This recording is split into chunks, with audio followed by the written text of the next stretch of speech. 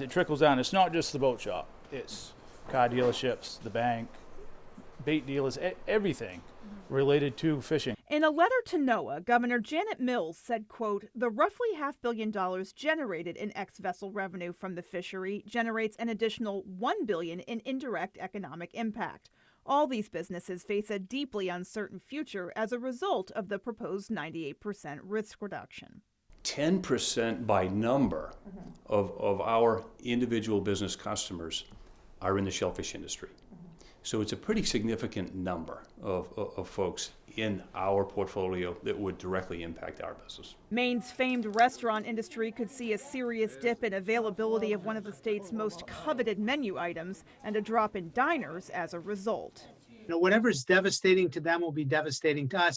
Dougal says Maine's restaurant industry was a $3 billion enterprise before the coronavirus pandemic hit, and recovery will be slow. We can't afford to not have any of the amount of business that we've had in the past for the next few years, because people are going to need to be digging out of the hole that the pandemic created.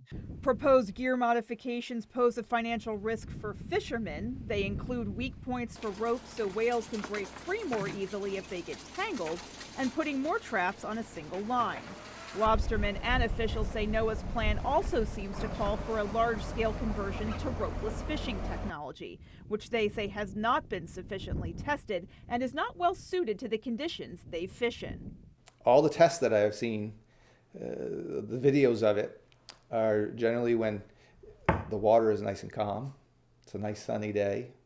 There's 2 or 3 people. I fish with one stern man. I hold 800 traps with one guy. They also say the technology could cost fishermen hundreds of thousands of dollars, something they can't afford.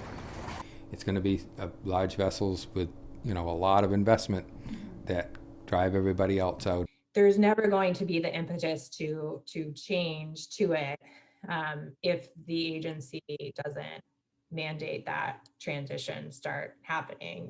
Kelleher says one of his greatest frustrations is not having a seat at the table for key conversations with Canada. When I spoke to a very high-ranking Canadian official, was more than willing to have us at the table, but the U.S. government has denied us access to those meetings. NOAA denied our request for an interview, but offered information. The agency says they're working with Canada too, and in a January online message, NOAA Fisheries Assistant Administrator Chris Oliver said, quote, "We urged Canada to develop a similar goal and appropriate risk reduction measures to achieve it," end quote. We need to be getting all of these measures on board now, not a decade from now. You can't just say, we need to save the North Atlantic right whale at all costs.